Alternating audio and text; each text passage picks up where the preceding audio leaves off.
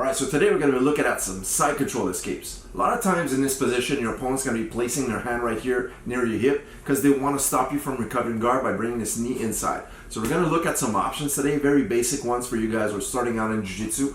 First thing I want to do is always ensure I have this frame in. If you notice here, I'm doing a plank against his hip bone right here. All right, this is going to make sure that he doesn't put his pressure against my body, all right, because he's already chest to chest. Now what I want to do is bring this hand, watch how I'm going to swing this hand. Every time they bring the near side here, there's going to be a small space where you can use your bridge and now bring this hand and swim it underneath his armpit as such, okay? So notice how I have the underhook, and now I can start to alleviate the pressure.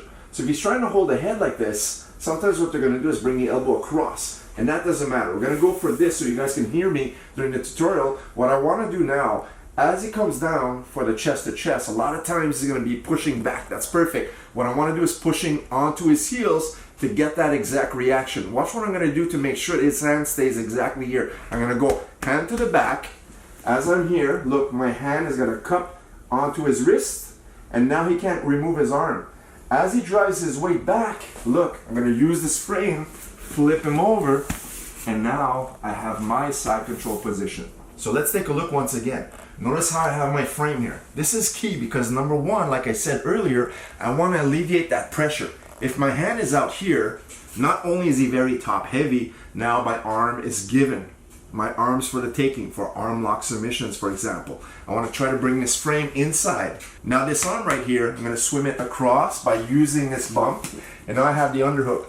Beautiful escape we can do from here, but just first I want to show you guys how we can use the power of our frame on the hip by cupping. What I don't want him to do is posting the hand on the mat. If I keep my hand on his back and I try to roll him, boom, he blocks. So this hand that's on his back, I'm going to go trap his wrist, and from here I'm going to drive my hips and rock him over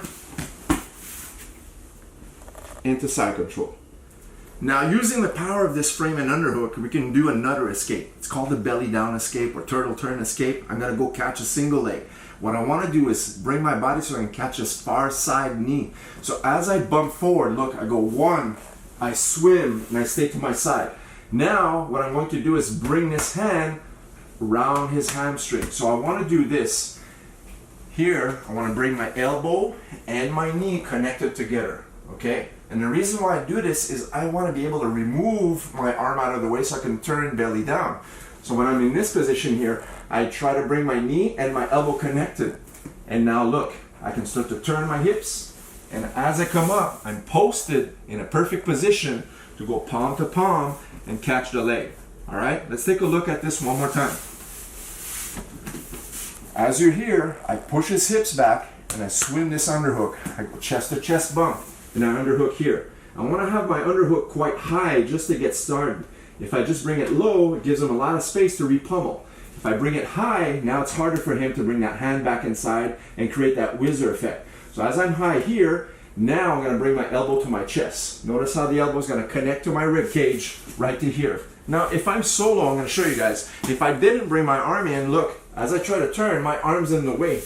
As I bring the arm in, now I can rotate and post onto my elbow.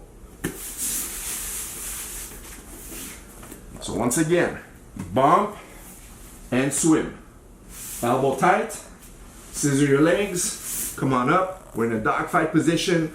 I'm gonna go palm to palm onto his leg. And now to finish, a lot of times what happens is the opponent's gonna post his leg here as such. So the cue is, if he posts his leg, I'm also gonna post my leg. So watch, I post my leg on the side.